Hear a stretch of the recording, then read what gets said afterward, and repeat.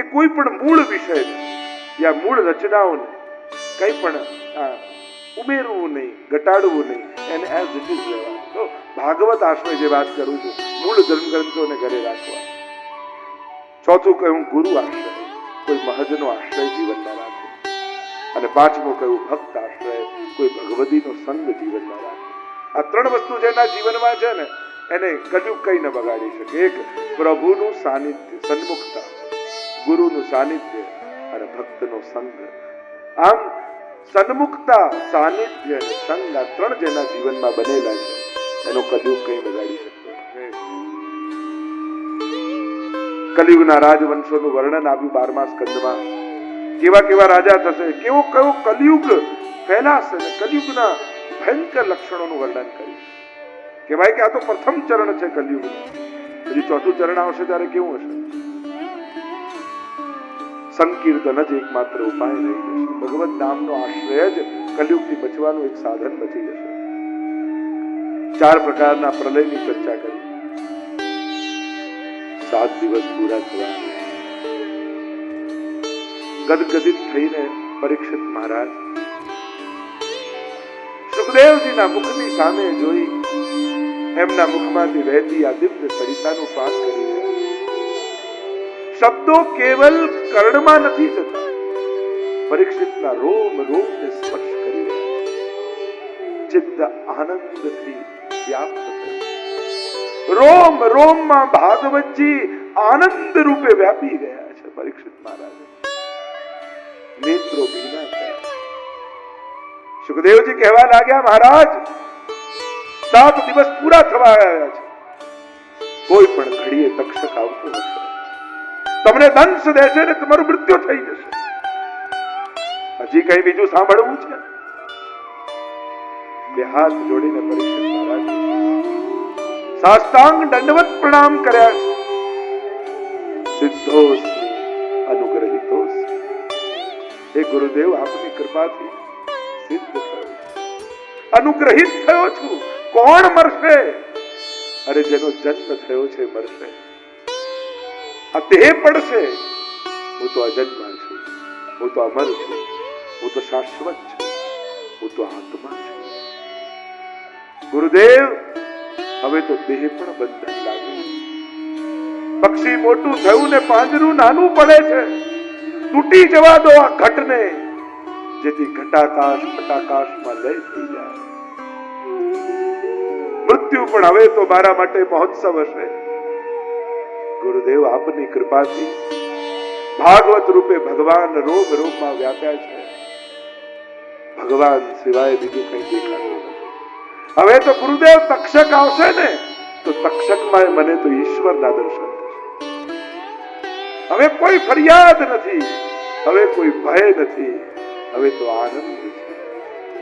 કારણ કે ઈશ્વર સિવાય કોઈ છે જ નહીં. અને ઈશ્વરના હાથે જે મળે એ તો પ્રસાદ કહેવાય. ગુરુદેવ, એ જીવન રૂપી પ્રસાદ મળે કે મૃત્યુ રૂપી, ભગવાનના હાથે મળવાનું છે એ ભરોસો.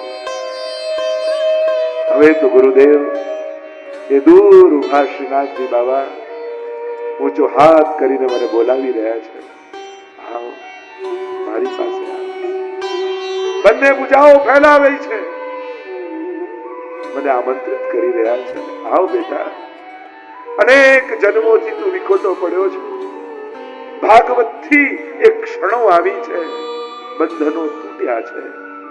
આ દેહનું બંધન છૂટે અને દોડતો દોડતો આવી મારી ગોદમાં ચડી જાય. મારા દીકરા પ્રભુ બોલાવી રહ્યા છે. ગુરુદેવ, સુખદેવજી કહેવા લાગ્યા, જ્યાં સુધી હું અહીંયા છું તક્ષકની પણ તાકાત નથી કે મારી સામે આવી તને દંશ દઈ શકે.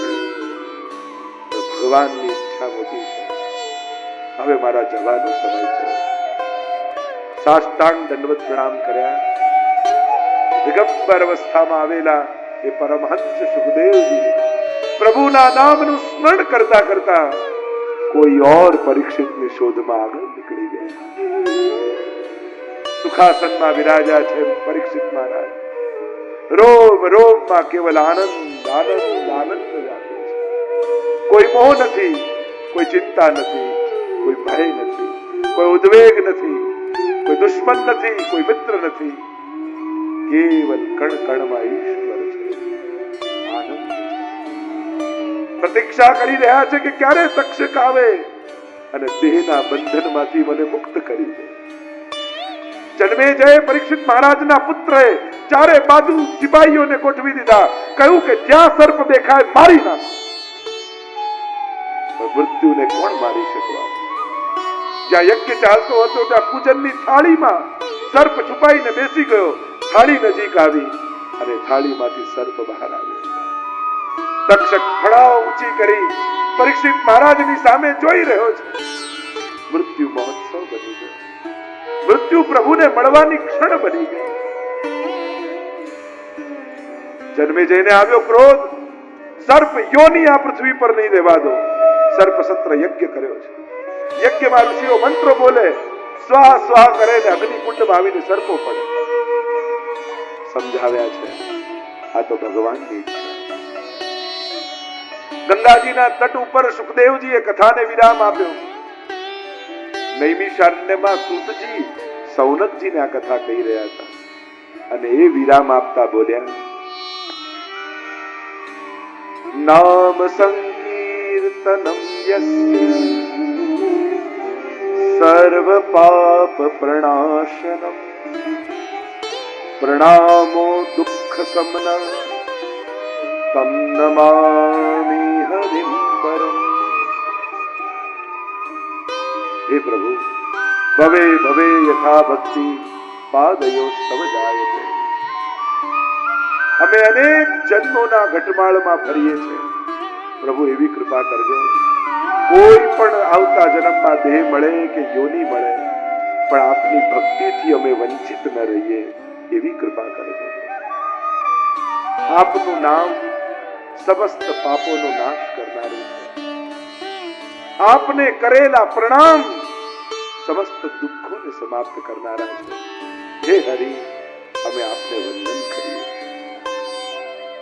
ત્યાં ગંગાજીના ઘાટ પર સુખદેવજીએ કથાને વિરામ આપ્યો. અહીંયા નૈમિષારણ્યના પાવન સ્થળ પર સૂતજીએ કથાને વિરામ આપ્યો અને આ વડોદરાની ગિરિકંદરામાં હું કથાને વિરામ આપવા જઈ રહ્યો છું. 7 દિવસ એક એક ક્ષણને આપણે જીવ્યા છે. આ 7 દિવસ આપણા છે. પ્રભુએ ભક્તિના સુવર્ણ અક્ષરે આપણા 7 દિવસ ભાગ્યમાં લખ્યા છે અને આ ક્ષણને કોઈ ચોરી નહીં શકે, કોઈ લઈ નહીં શકે. આ આપણી ક્ષણો હતી. આપણી ને ભગવાન વચ્ચેનો આ મધુર સંવાદ હતો. ઠાકોરજી બોલતા હતા અને આપણે સાંભળતા હતા. જીવ અને પરમાત્માની વચ્ચેનો આ મધુર સંવાદ. પરમ માં એવી ભગવાન અને બાળક એનો જીવ. વિરામ તરફ લઈ જાઓ. કથા તો પૂર્ણ ક્યાં થાય છે? એ તો જીવને પૂર્ણ બનાવે છે. કથા તો અવિરત રહેતી રહે છે. અલ્પ વિરામ આપું, કારણ કે ઓર કોઈ પરીક્ષિત ક્યાંક પ્રતીક્ષા કરી રહ્યો હશે. આ કથા પાછી ફરતી ફરતી ત્યાં જશે અને ત્યાં ક્યાંક નવા જીવોની સાથે ભાગવતજીના દિવ્ય ગુણગાન થશે. ભાગવતજીની ગાથા હું તો જ્યારે જ્યારે ગાઉં ને વિરામ થાય અને એમ લાગે કે મારી જાતને ધોતો હોઉં એવું કથા કરતા કરતા લાગે.